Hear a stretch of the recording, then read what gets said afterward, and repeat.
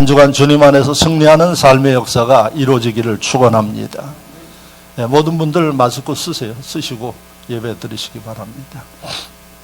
조금 불편해도 우리가 지켜야 할 일들은 지켜야지 되니까.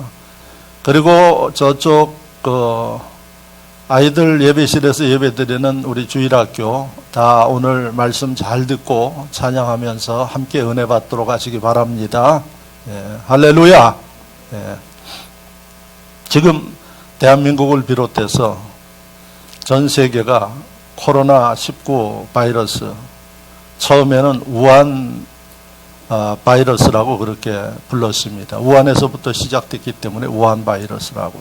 그런데 이 바이러스 명칭을 갖다가 중국 사람들 중심으로 해서 자신들의 국가적인 체면도 있으니까 명칭조차도 바꾸게 해가지고 코로나19 바이러스라고 이렇게 우리가 부르고 있습니다. 또 이걸 가지고 대한민국에서는 속 없는 사람들이 대구 사태, 또 신천지 사태 이렇게 해서 정치적인 논란이 벌어지는 모습들을 보는데 제가 보면 아직도 정신들을 못 차리고 있는 것 같습니다. 여러분, 우리가 이런 문제가 생기면 진실해야지 됩니다. 그리고 정확해야지 됩니다. 사실은 이 문제가 터졌을 때 이미 작년 12월 달부터 외신을 보면은 문제가 됐습니다. 그러면 나라를 다스리는 사람들이 정신을 차리고 그쪽에서부터 들어오는 외국 사람이든 한국 사람이든 검역을 시작하고 관리를 해주고 이렇게 했다 그러면 대한민국에 이 시스템이 세계적인 대한민국에 이렇게 오늘의 사태는 없었다고 저는 확신합니다. 문제는 뭐냐? 이 나라를 이끌어가는 심령들이 방심하고 엉뚱한 일들을 하고 있었던 게 사실입니다. 이제 뒤늦게 발등에 불이 떨어지니까 뭐 별일들 다 해서 그나마 제가 볼 때는 정치하는 사람들이 잘해서 그런 게 아니라 헌신적으로 수고하는 의사들, 간호사들, 또 대구에 있는 그 모든 분들이 우왕좌왕하지 아니하고 스스로 자기를 관리하고 함으로 인해서 지금 이만큼 600명까지 확진되던 일이 100명대로 줄었습니다.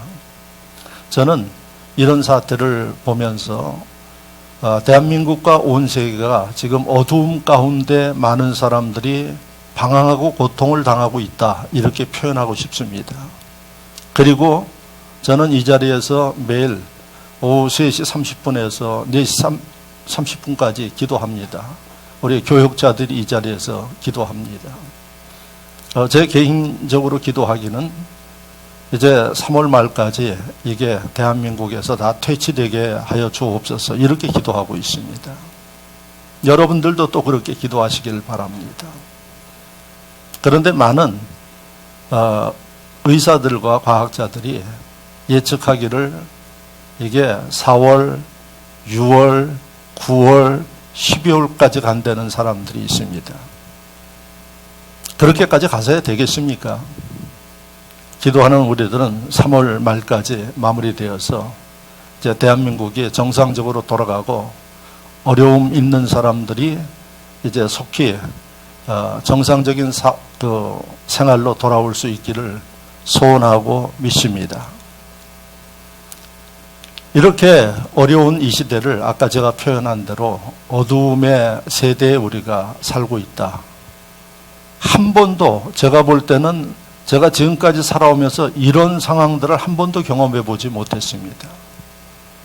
60년대에 제가 초등학교 다니고 그럴 때에 1년에 한 2번씩 장디부스하고 콜레라가 우리나라에 만연해가지고 일주일씩 학교가 문을 닫고 그래서 그 다음 주간 가면은 반에서 2-3명 아이들이 죽은 이런 모습들을 보고 저희가 자랐습니다. 너무 그 당시에는 위생 상태도 안 좋고 그런 가운데 콜레라가 뭡니까? 손 잘 씻고요. 물만 제대로 끓여 먹으면은 안 걸립니다. 오늘날 콜레라 걸린 사람이 있습니까? 없습니다. 그 당시에는 먹는 물도 사실은 비위생적이고 그나마도 위생 개념이 없어가지고 끓여서 먹고 이런 것들 별로 없이 그냥 찬물 마셔대고 이렇게 하니까 해마다 여름 되면 이런 문제가 벌어졌습니다. 그래도 말입니다. 오늘과 같이 산업이 마비되고 하는 이런 일들은 경험하지 못했습니다. 저는 이런 상황을 보면서 앞으로 이런 일들이 더 자주 있게 될 것으로 생각을 합니다. 없어야 되겠지만은 상황적으로 보면 앞으로 더 자주 있게 될 것입니다. 이것은 이미 성경에 예언되어 있는 말씀입니다. 그래서 급기야는 전 세계 사람들의 건강을 책임지는 WHO 세계보건기구에서 지난주 12일 날 목요일 날 팬데믹이라는 선언을 했습니다. 팬데믹이라는 용어가 나오는데 이 용어는 대유행병이라는 얘기입니다. 그래서 팬데믹은 그리스어 용어입니다. 성경의 헬라어입니다. 그래서 팬 하면은 모두라는 뜻이고 데믹 하면은 사람이에요. 그래서 팬데믹 하면 모든 사람들이 걸려서 병에 걸려서 고통을 당한다는 뜻이에요. 그래서 WHO에서 팬데믹이라는 선언을 했어요, 공식적으로. 그래서 세계 모든 나라들이 이제 힘을 합하면서 이 문제를 극복하기 위해서 지금 노력하고 있습니다. 어제까지 세계 107개 국가가 지금 이 감염이 되어 있습니다. 그리고 대한민국은 어제까지 8,036명인가 감염자가 나왔고 사망자가 72명 나왔습니다. 감사한 것은 이태리나 우리보다 선진국인 그 나라보다 사망자가 적습니다. 참 감사한 일 중에 하나고요. 또 전 세계에 지금 얼마나 이 감염이 되어 있느냐, 확진자가 나왔느냐, 13만 4천 명 정도가 지금 나왔습니다. 어제 시간으로. 그리고 전 세계적으로 사망한 사람이 3,900명 정도 죽었습니다. 그래서 보건기구에서 팬데믹을 선언한 겁니다. 그래서 모두가 조심하고 힘을 합하자. 그런데 여러분 참 감사한 게 이제 백신이 개발됐다고 합니다. 아마 12월 달 정도 가야지 될 것으로 생각하는데 제가 어제 카톡으로 메일을 받았는데 그 백신 개발을 미국에서 LA 쪽에 있는 우리나라 교포 1.5세가 지금 개발해서 6월 달에 임상 사람들에게 테스팅한다 그럽니다. 이게 뭐 12월까지 가지도 않아요. 그런데 메르스 같은 데는 보통 하면 한 7개월, 8개월 걸렸는데 이거는 백신이 빨리 나왔다 그래요. 그리고 미국에서도 급하니까 빨리 임상시험을 하도록 어제 제가 받은 메일입니다. 그래서 아마 곧 다스려질 것으로 아는데 감사한 것은 한국인 1.5세가 교포 그 자녀들이 이걸 개발한 겁니다.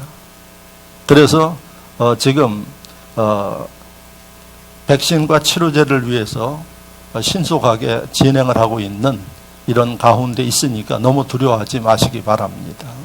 자, 팬데믹을 이 기록된 역사를 보면은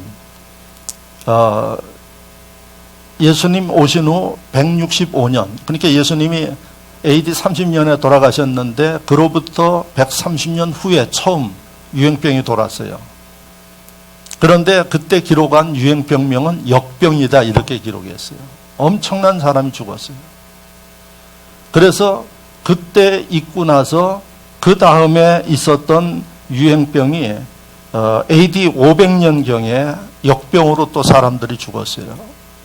그러니까 약 400년 후에 있었어요. 그리고 나서 그 다음에 1300년대에 유럽에 흑사병이 돌아서 유럽 인구의 3분의 1이 죽었어요. 그래서 그 당시에 예수 믿는 사람들 가운데 진짜 믿음을 지키기 위해서 핍박을 피해서 카타콤이라는 땅굴에 숨어서 주님을 섬기고 살던 사람들은 온전히 다 살았어요. 왜? 거기서 벗어나 있었기 때문에. 그런데 얼렁술렁 믿으면서 어울려서 살던 사람들 가운데 3분의 1이 다 죽어버렸어요. 그래서 1300년대에 흑사병 패스트입니다. 이게 역사에 참 비참한 병으로 기록되어 있어요. 그리고 나서 어떤 그 특징이 있는 거 아니, 그 당시에는 한 200년, 300년 차이로 이런 일이 생겼는데 1800년대에 들어오면서 산업화가 영국에서 일어났어요. 유럽을 중심으로. 여러분들이 잘 아시다시피 이 산업혁명이 일어났습니다. 근데 산업혁명이 왜 일어났느냐? 종교개혁으로 인해서 일어났어요.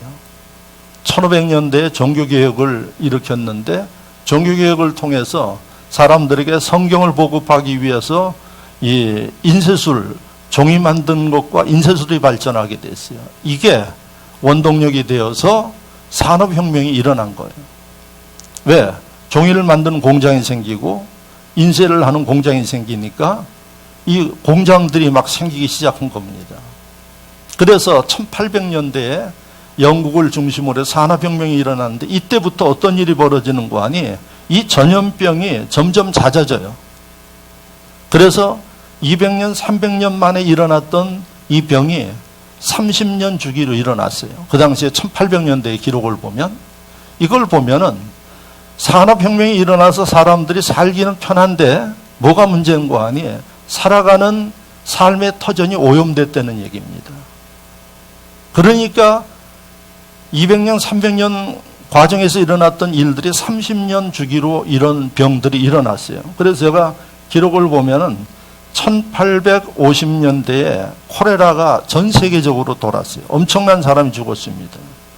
그리고 나서 1889년, 약 30년 정도예요. 이때 독감이 아주 유행했어요. 그래서 이때도 유럽과 아시아에 많은 사람들이 죽었어요. 독감으로. 이때는 이미 이제 현미경을 가지고 볼 수 있는 상황이 되기 때문에 독감이라는 것을 알았어요. 그리고 나서 1900년대에 넘어와서는 어떤 특징을 보이는 거 하니, 이때부터는 30년 주기가 아니라 10년, 20년 주기로 이 팬데믹이 선언됐습니다. 그래서 1910년도에 콜레라 팬데믹이 세계적으로 선포됐어요. 그리고 나서 1918년도에 8년 됐는데 이 독감 팬데믹이 세계적으로 선언돼가지고 스페인에서만 1년 동안에 5천만 명 이상이 죽었다고 합니다. 독감 무섭죠? 지금은 독감 걸려도 별로 그렇게 무섭게 생각을 하지 않아요. 왜? 약이 있으니까 그 문제가 안 됩니다. 예방주사 맞으면 넘어갑니다. 그런데 지금도요, 한 해 동안에 미국에서 독감으로 죽는 사람만 해도 몇천 명이 죽어요. 이런 문제가 지금 30년에서 10년, 20년, 그 다음에 1950년대 넘어오면서부터는 5년, 10년 주기로 일어나요. 그래서 오늘의 시점에 보면은 사스, 메르스 2003년, 2012년, 그리고 지금 아주 광풍을 불고 있는 코로나19 바이러스 같은 경우 2000년, 2019년에 일어났어요. 제가 왜 이 팬데믹의 역사를 여러분들에게 말씀드리는 거 하니, 급격히 사람들이 자연 환경을 파괴하면서부터 이 질병의 공포가 점점 잦아지고 있다 하는 겁니다. 앞으로 더욱더 우리가 환경을 파괴하는 일들이 벌어지면 이 일들은 더욱더 자주 일어날 겁니다. 성경의 마태복음 24장에 보면 말세를 향해 갈수록 재앙이 여러분 끊이지 않을 것을 말씀하고 있습니다. 그러니까 이런 이 상황들을 우리가 놓고 보면 오늘의 이 고통, 두려움, 많은 사람들이 걱정을 하고 있는데 아마 이거보다 더한 일들도 앞으로 보게 될 수 있다는 얘기입니다. 어떻게 살아야 할까요? 예? 어떻게 살아야 할까요? 지금 의사들은 의사들대로 이 병을 고치기 위해서 치료약을 위해서 애쓰고, 환경을 연구하는 분들은 환경 좀 제발 파괴하지 말아라. 그리고 이산화탄소 만드는 이런 일들을 좀 규제해라. 석탄 쓰지 말고 이제 가능하면 전기 쓰고, 그리고 석탄 사용하지 않는 것을 이걸 좀 줄여가라. 우리나라는 원자력을 갖다가 없애려고 그러고 석탄 발전소를 지금 늘리고 있어요. 아주 이상한, 한 번도 경험하지 못한 이상한 세계에서 지금 살고 있습니다. 환경 연구하는 사람들은 자연환경 좀 그만 파괴해라, 이런 이야기 하고 있어요. 그런데 사람은, 여러분, 앉으면 눕고 싶고 누우면 자고 싶어요. 더 편안하고 더 쉽게 살고 싶은 마음으로 여러분 움직여가니까 자연은 파괴됩니다. 자동차 없을 때 어떻게 살았나요? 저희 어렸을 때 차가 별로 없었어요. 50년대. 저는 지금도 기억하기를, 제가 종로에서 살았는데 종로 5가에서 살았습니다. 영등포까지 버스가 있긴 있어요. 지금 보라매 공원 있는 곳까지 저 걸어 다녔어요. 어떻게 걸어 다녔는지 모르겠어요. 아주 즐겁게 걸어 다녔어요. 지금 걸어가라 그러면 사람들 아주 못합니다. 그렇게 살았어요. 그래도 건강하게 살았어요. 문제가 뭡니까? 사람이 편하려고 자꾸 하나님 만드신 창조 세계가 무너지고 있어요.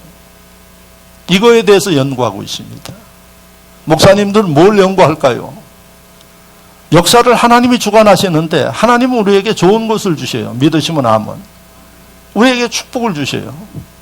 근데 왜 이렇게 이런 병들이 자꾸 이렇게 진행되고 있고 앞으로는 더 자주 볼 거라고 우리가 생각하느냐? 바로 문명의 이기를 누리는 사람들의 탐욕으로 인해서 생기는 문제들이다. 그리고 하나님의 말씀과 뜻대로 살지 못하는 일들. 여러분, 참 희한한 게요, 가난하고 힘들 때는 하나님의 말씀대로 살려고 그래요. 힘들어도 하나님 뜻대로 살려고 그래요. 하나님이 축복하셔서 먹고 살만하고 편안하면 어떻게 하는 거 아니? 점점점 하나님 앞에 기도하는 거, 섬기는 일들에 등한히해져요. 그런 거 느끼십니까? 대한민국이 지금까지 온 거 하나님의 절대적인 축복입니다. 그런데 예수 믿는 심령들, 이 절대적인 축복을 받았으면 우리는 어떻게 해야 할까요? 이 복을 나를 위해서만 쓰지 말고 나눌 생각을 해야지 돼요. 대한민국이 6.25를 겪고 비참한 그 시대에 미국에 있는 성도들이 한 달 수입이 100불이었어요. 지금 우리나라 돈은 12만 원이에요. 그런데도 그들이 선교 헌금을 드렸어요. 그러면 이런 은혜를 받고 살은 대한민국의 크리스찬들, 선교 헌금 안 드리는 사람들 많아요. 여러분, 복음이 필요한 곳에 우리가 빚을 졌으니까 해야 되지 않겠어요? 뭐 하고 있어요? 자기 위해서 욕심 부리고 있어요. 어떻게 하면 더 큰 집 늘려갈까? 어떻게 하면 더 좋은 차를 살까? 어떻게 하면 뭐를 할까? 지난 주에 어느 분이 저한테 전화가 왔어요. 목사님, 지금도 오피로스 타십니까? 그렇습니다. 그거 오래됐는데 그거 타십니까? 바꿔드려야지 될 텐데. 제가 그랬어요. 15년 됐어요, 제 차가. 그런데 아주 좋아요. 전 오피로스 타다가 저 차 망가지면은 그 다음에 이제 걸어 다니고 대중교통 이용할 겁니다. 그러니까 차 사고 하는 일들에 신경 쓰지 마십시오. 그러니까 허참하면서 한참 다른 얘기 하다가 전화 끊었습니다. 여러분, 제가 빈말하는 게 아니라 참 좋아요. 지금도 그죠? 잘 나갑니다. 녹슬어서 좀 깨지는 거 가서 맡겨가지고 깨끗하게 수리해가지고 타고 다닙니다. 15년 탔습니다. 제가 볼 때는 앞으로 5년도 더 타요. 근데 어떻게 삽니까, 여러분? 좋은 차 보면은 탈만한 차도 놔두고 또 사요. 그거 빚입니다. 우리가 언제부터 그렇게 살았나요? 여러분, 빚을 진 사람의 생각을 가지고 산다 그러면 우리는 새로워져야지 됩니다.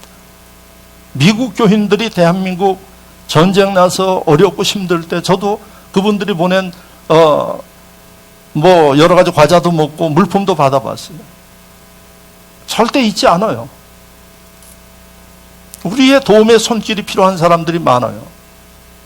그런데 오늘날 대한민국의 크리스찬들 가운데 이 의식을 가지고 사는 사람들이 얼마나 되는지 모르겠어요. 무슨 얘기입니까? 회개해야 된다는 얘기예요.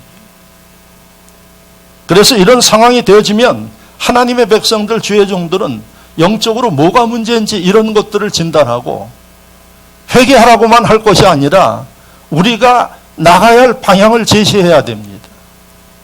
믿으시면 아멘. 뭐 세상 불신자들이 이야기하는 그런 방법이 아니에요. 그들은 그들의 방법이 있어요. 의사들은 의사들의 방법을 제시해야지 돼요. 영적인 지도자는 영적인 일들을 지적하고 방향을 제시해야지 돼요. 그렇지 않으면 제가 이야기한 대로 우리가 그런 은혜를 받고 살았는데 받기만 하고 갚지를 않아요. 이걸 뭐라 그럽니까? 여러분, 이걸 도둑놈 배짱이라고 이야기를 합니다. 제가 볼 때는 대한민국 안에 크리스찬들 가운데 진정으로 이러한 시기에 회개해야 할 분들이 많습니다. 그래야 앞으로 여러분 위기 가운데서도 하나님 은혜 가운데 우리가 삽니다. 오늘 찬양 참 은혜 받았습니다. 어떠한 상황이든 하나님이 지켜주십니다. 그분의 능력이 지켜주십니다. 이 하나님의 은혜와 역사를 알면 바이러스가 아니라 더한 상황 가운데 살아가도 그는 해를 받지 않습니다. 여러분 보십시오. 대구에서 자원봉사하는 의사들 보십시오. 다 뒤집어 쓰고 코로나 바이러스 한가운데 있어도 그분들 감염 안 돼요. 그렇게 지켜주면 문제되지 않습니다. 그런데 여러분, 이 시대에 살면서 생각이 어두워지고 마음이 어두워지고 영적이 어두워져 가지고 벌벌 떨면서 사는 사람들이 한둘입니까? 여러분, 무서워서 제대로 할 일도 못하는 심령들이 한둘입니까? 하나님은 이렇게 살기를 원치 않습니다. 아까 이야기한 대로 우리가 지켜야 할 일들을 지키면서 해야 할 일들을 하고 사람들에게 희망을 주는 이러한 하나님 백성들이 되기를 원하십니다. 할렐루야. 그래서 오늘 이 말씀을 주십니다. 아니, 목사님, 이 말씀하고 코로나하고 무슨 연관이 있을까요? 난해합니다. 여러분 잘 들으십시오. 우리가 만든 세상 하나님 만드신 거 아시죠? 하나님의 질서에 의해서 움직이는 것도 아시죠? 하나님의 질서에 의해서 우리가 어제 저녁에 푹 쉬고 해 뜨고 11시 되니까 와서 예배 드리고 있습니다. 질서예요. 지금 밤이면 이 시간 모일 필요가 없어요. 하나님의 질서를 따라서 우리가 이렇게 움직여요. 여러분들이 하나님의 질서를 따라서 사는 심령들은 건강하게 살아요. 축복받으며 삽니다. 그러나 내 멋대로 살고 지금 활동해야 할 때 잠자거나 여러분 게으름 부리고 이렇게 하는데 잘 사는 사람 절대 없어요. 하나님의 만드신 세계 가운데 살면은 하나님의 질서를 알고 살아야지 돼요. 그럼 오늘 3절에서 6절 말씀이 하나님께서 세상을 만드는 첫 번째 질서를 우리에게 말하고 있어요. 제일 먼저 빛을 만드셨어요.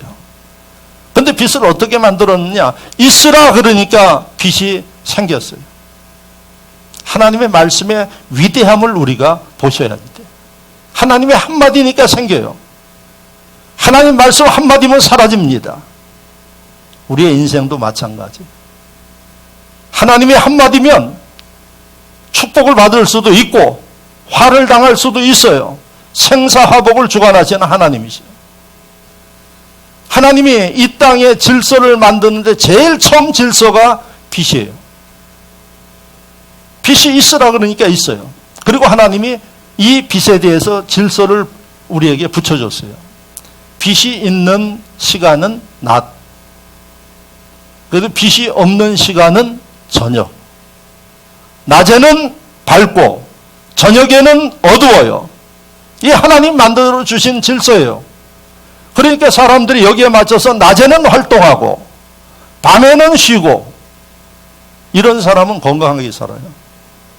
이제 요즘 저녁 때 잠 안 자는 사람들도 있어요. 제가 지난 주간에 목요일 날인가 목사님들 모였는데 한 목사님이 아주 피곤해 죽겠대요. 그래서 왜 피곤하냐 그랬더니 미스트롯 뭐 밤 1시까지 봤대나? 그래서 제가 미쳤다 그랬어요. 그런데 이 1등이 결정이 안 됐대요. 그래가지고 뭐 어제 그 뉴스 마치고 한대나 그러면서 뭐 이명웅이 있어부터 누구 이야기를 하는데 저는 뭐 생전 들어보지도 못한 보긴 언뜻 봤어요 저도. 그런데 새벽 1시 넘어서까지 했나 보죠. 그래가지고 그거 보고 요즘에 뭐 새벽 예배가 없어요. 다 새벽 예배들을 안 드리니까. 그리고 나와가지고 피곤해서 죽겠다고 이야기를 하고 있어요. 그러니까 죽지. 예? 그 미스터롯 뭐 시청률이 대단하다고 그러더라고요. 목사들까지 그러고 보고 있어요. 예? 누가 1등 됐는지 모르겠어요. 전 지금도. 잠잘 때 자야죠. 움직일 때 움직이고. 예? 그러니까 사람들이 병 걸리는 거예요, 여러분.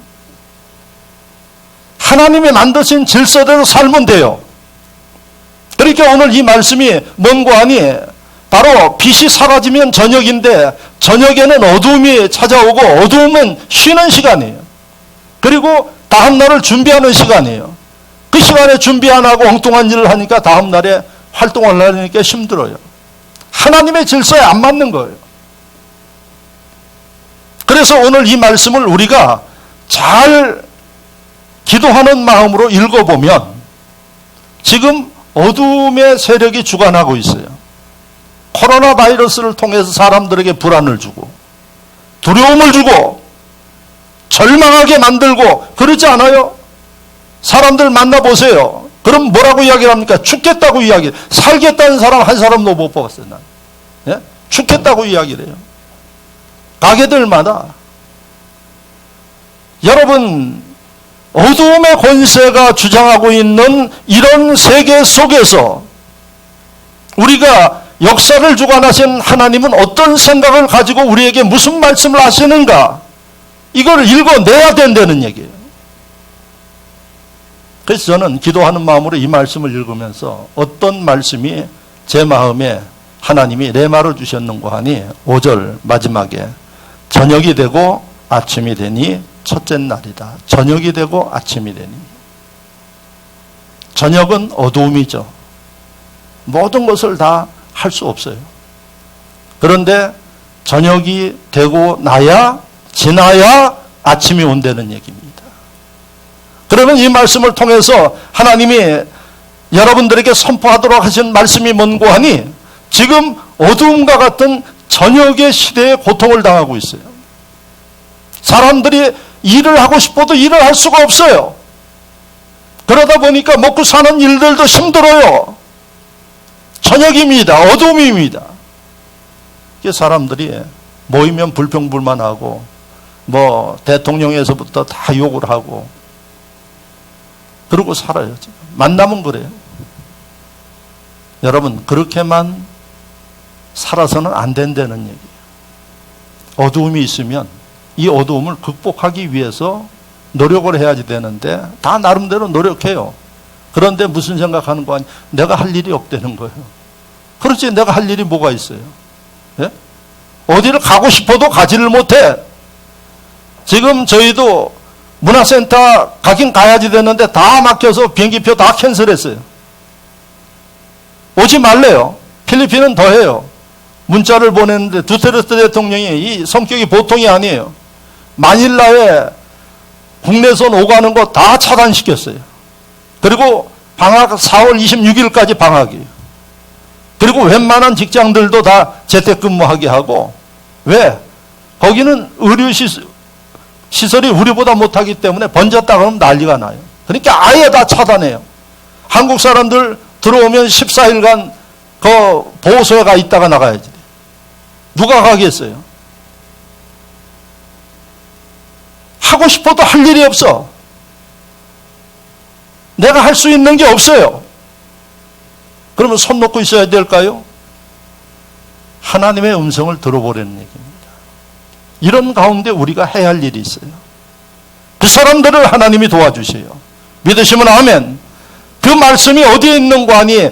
저녁이 되니 저녁이 되어 아침이 되니 이렇게 돼 있어요. 저녁이 되고 아침이 되니. 자, 이 말씀에서 저는 하나님의 그 질서와 법칙을 우리에게 하나님이 알게 하고 지금 해야 할 일이 무엇인지를 말씀하고 있다고 확신합니다. 첫째, 어두움의 이러한 시대 누가 역사를 주관하고 계신다? 하나님이 주관하고 계신다. 믿으시면 아멘. 어떻게 해야 될까요? 우리의 노력과 수고가 필요해요. 그런데 이런 때 우리가 해야 할 일이 하나님을 바라보는 일이 필요하다는 거예요. 왜? 그분은 이것을 어떻게 넘어서야 할지를 우리에게 알게 하십니다. 아마 백신 만드는 사람 위에 하나님이 지혜를 주셨을 거예요. 예? 그것처럼 어려운 시대에 살아가지만은 이 어려움을 극복할 수 있는 상황 어떻게 해야 되는가 이것을 하나님만이 우리에게 알게 하세요. 여러분 이제 마스크 문제가 좀 적용된지는 몰라도 그 조그만 마스크 하나를 대통령이 해결 못해가지고 뭐 그냥 2주간 뭐 욕을 바가지로도 먹고 별짓을 다 하다가 지금 마스크가 어떻게 되는지 모르겠어요. 저는 지난 주간에 사는 날인데 아예 가지도 않았어요. 왜? 저까지 가서 서가지고 길 서서 그렇게 불편 주는 거 저기 해가지고 있는 거 가지고 알뜰하게 쓰고 있어요. 저 마스크 하나 가지고 지금 2주, 3주 쓰고 있어요. 네? 나갈 때 쓰고 들어와서는 벗어서 잘 보관하고 있어요. 그런데 여러분 없다 그러면 더 나가서 살려고 하는 사람들이 많아요. 기억하십시오. 마스크도 중요한데 역사를 주관하시는 하나님을 바라봐야 돼요. 할렐루야. 여러분 이 상황 속에 예수 믿는 사람들의 모습을 보십시오. 어떻게 삽니까? 하나님을 바라봅니까? 위축되어서 삽니까?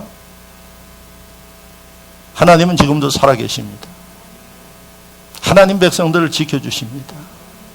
어둠의 권세를 누가 주관해요? 마귀가 주관해요.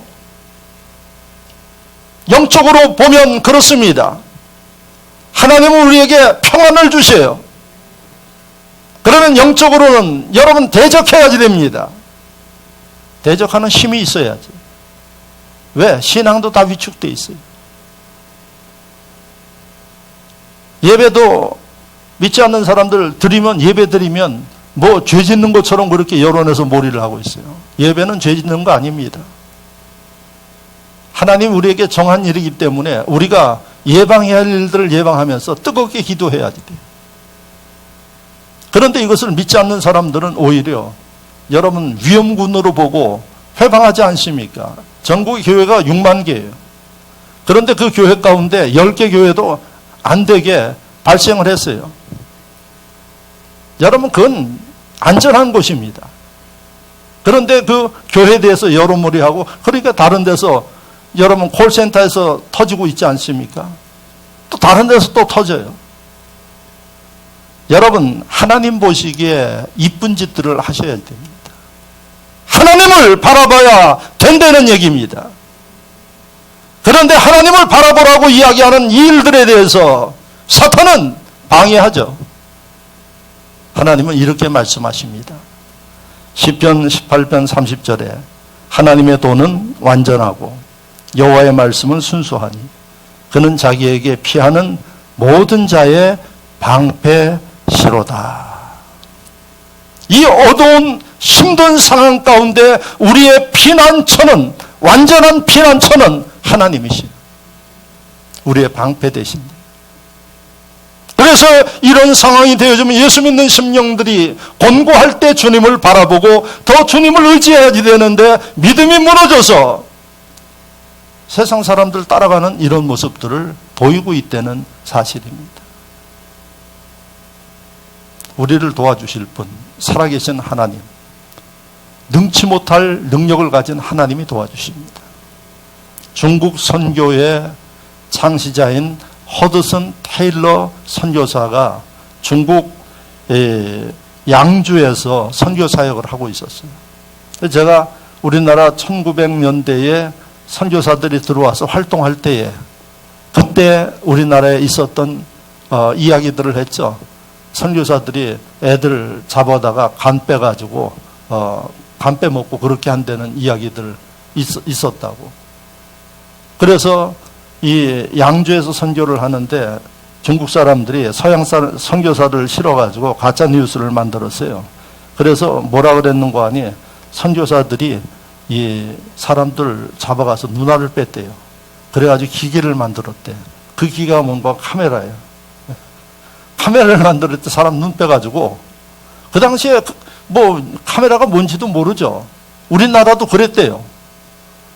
그래가지고 진짜 보니까 척척 하는데 눈알 굴러가듯이 그렇게 하니까 이게 진짜처럼 생각을 한 거예요.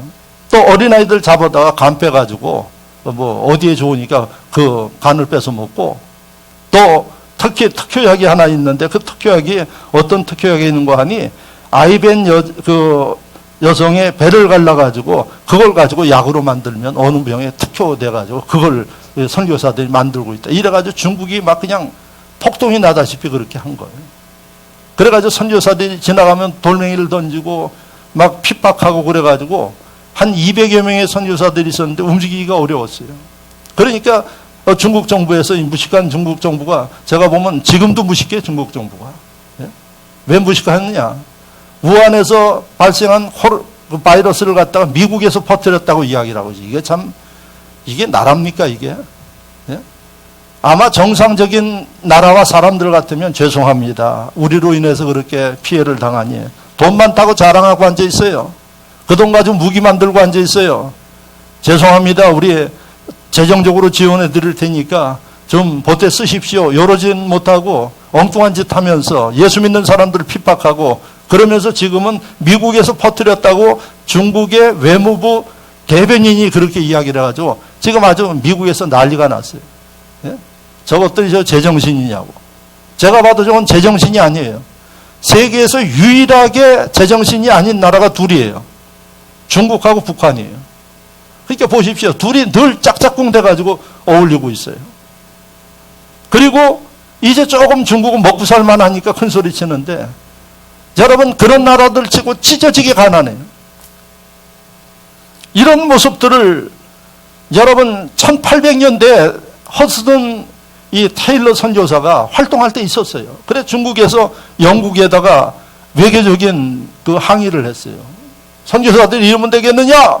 그래서 졸지에 이 허드슨 테일러가 선교를 할 수 없게 됐어요. 선교비도 다 끊어지고 영국 정부에서도 도와주는 일들도 끊어지고, 그래서 200여 명의 선교사는 졸지에 굶어야지 되고 선교지를 철수해야지 되는 상황이에요. 허드슨 테일러 선교사가 보니까 너무 억울해요. 우리가 언제 사람 눈을 뽑았어요? 네? 우리가 언제 어린아이들을 갖다가 잡아가지고 간을 빼먹고 먹었느냐. 너무 억울해요. 이게 말 같지 않는 일들을 하고 있어요. 그런데 하나님이 테일러 선교사 마음속에 사람을 원망하지 말고, 하나님 이때 네가 기도해야 할 때가 아니냐. 테일러 선교사가 그 분함을 삭히면서 하나님 앞에 이렇게 기도했대요. 주님, 중대한 위기에 처했습니다. 문제가 있으면 해결책도 하나님은 아시는 줄로 믿습니다. 이 어려움을 사람의 힘으로 해결할 수 없으니 주님 도와주십시오. 이 기도를 매일 반복해서 했대요.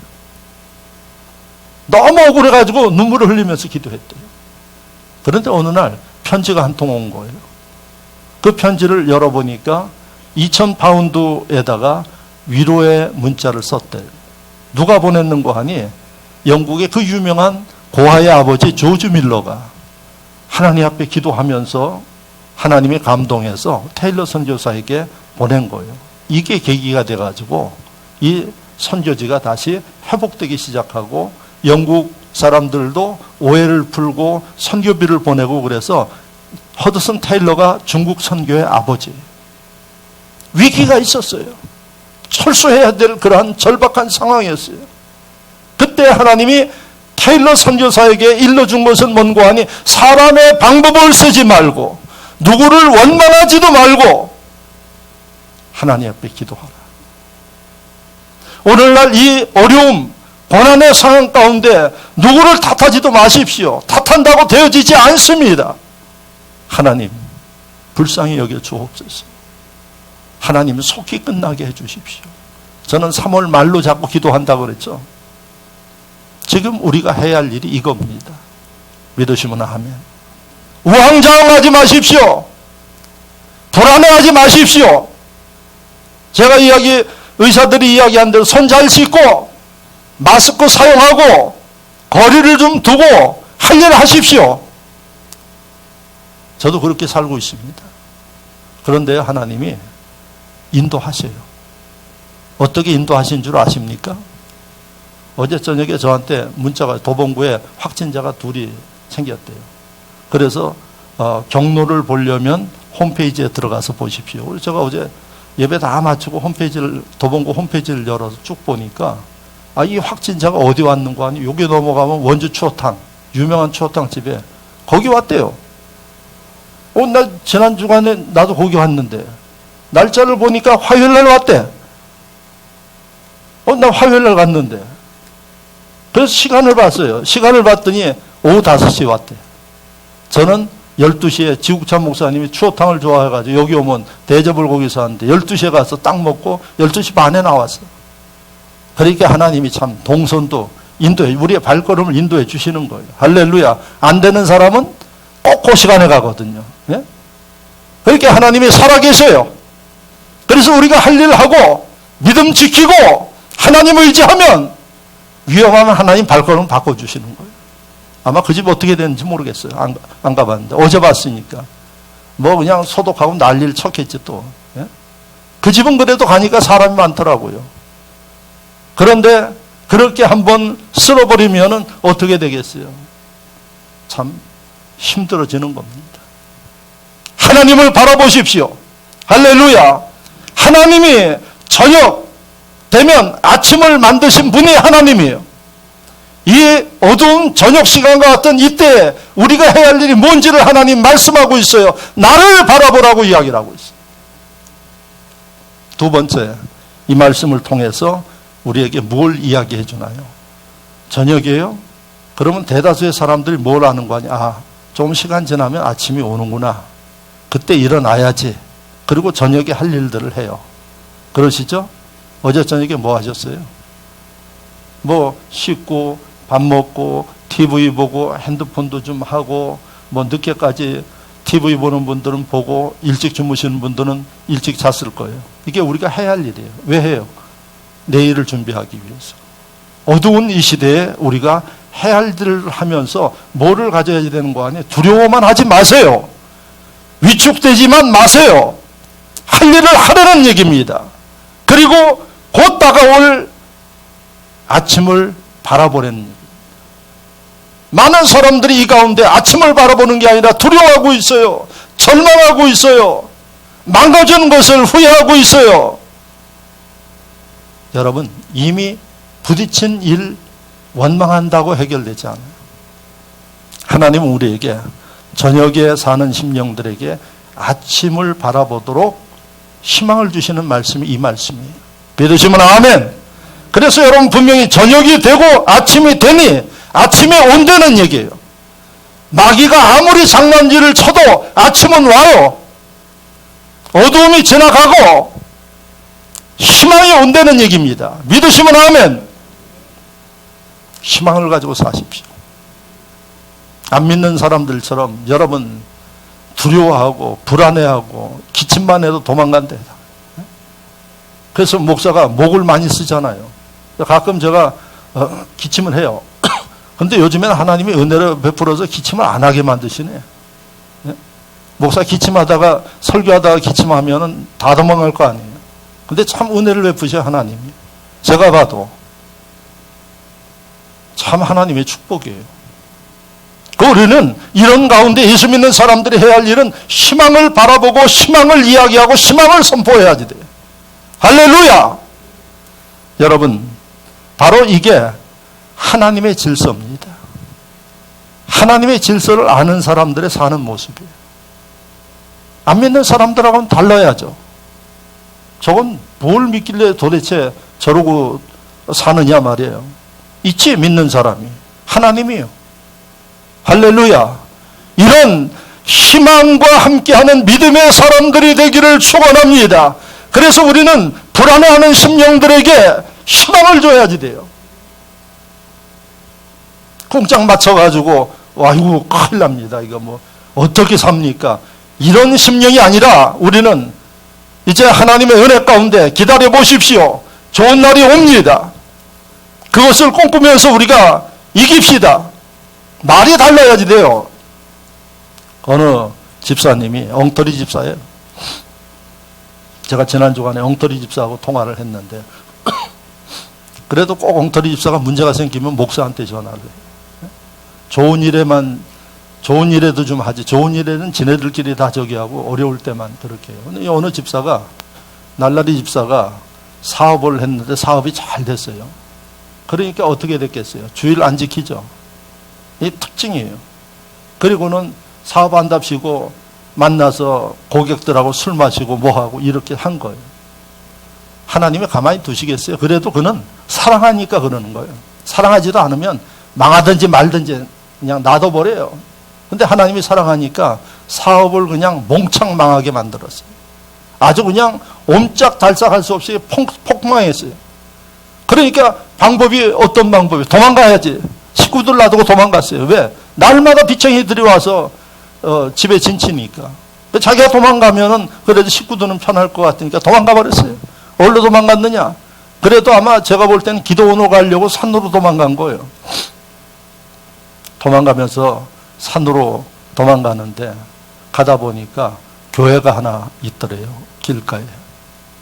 그런데 얼마나 눈물이 나는지 교회를 보니까 그때 이제 깨달은 거예요. 그래서 그 교회에 들어가서 기도나 하고 가야겠다 생각하고 들어갔는데 교회에 예배를 드리고 있더래요. 그래서 예배를 뒤에 앉아서 드리는데 나오는 게 그냥 눈물만 쏟아지더래요. 내가 왜 이렇게 살았는가. 예? 그런데 눈물만 쏟고 그냥 처음부터 끝까지 말씀이 들리긴 들리는데 예배가 끝날 무렵에 자기 앞에 환상이 보이더라는 거예요. 자기가 잠을 자지 않는데 그러면서 십자가가 보이면서 숫자가 보이더라는 거예요. 그 숫자가 153이라는 숫자가 보이더래요. 이 날라리 집사가 153이 뭔지도 모르지 이게. 그래도 여러분들은 알잖아. 요한복음 21장에 나오는 물고기 153마리예요. 그러니까 하도 희한하니까 그 교회 담임 목사한테 묻기는 창피하고 그러니까 자기 담임 목사한테 전화한 거예요. 그러니까 담임 목사가 도망간 거 다 알고 있는데 거기 전화해서 웬일이냐고 그러니까 아이 목사님 제가 이만해서 오늘 그냥 예배 드리면서 회개 기도를 하는데 이게 보여서 이게 뭔지 모르겠습니다. 목사가 아이고 집사가 돼가지고 그 153도 모르고 그러면 되겠느냐고. 요한복음 21장에 베드로가 밤새 고기 잡다가 못 잡았는데 예수님 만나서 배 오른쪽에 그물 던져라 그랬더니 그물 던져서 잡은 게 153마리예요. 그래서 그물이 터질 정도로 올라왔잖아요. 야, 그래도 당신 하나님이 사랑하신다. 예? 회개하고 도망갈 생각하지 말고 담대하게 부딪히면서 이제 하나님 앞에 제대로 사업을 시작하라고 하나님이 하시는 말씀이다. 153마리의 축복처럼 주시겠다는 말씀이다. 이렇게 이야기를 했대요. 그래가지고 이 도망가던 사람이 그 발길을 돌려가지고 집으로 왔대요. 그러니까 뭐 빗장이들이 뭐 진짜 잡아먹을 듯이 그러고 있죠. 그러니까 그 사람들한테 아주 도망갈 때는 언제고 돌아와가지고 당당하게 나한테 기회를 한번 주십시오. 예? 할 수 있습니다. 내가 빚을 갚겠습니다. 그러니까 이 빚쟁이들이 마음이 돌아서 가지고 그래 시간을 줄 테니까 빚을 갚아라. 그들이 오히려 사업할 수 있도록 도움을 주고 이렇게 했다는 거예요. 예? 그래가지고 이분이 사업을 다시 시작한 게 모나미 볼펜이에요. 그 모나미 볼펜 153이 뭔고 하니 여러분들 다 가지고 있죠. 제가 가지고 왔어요. 이 볼펜. 이게 1963년도에 나온 볼펜이에요. 여기에 153이 기록되어 있어요. 이 볼펜을 하나님이 축복한 거예요.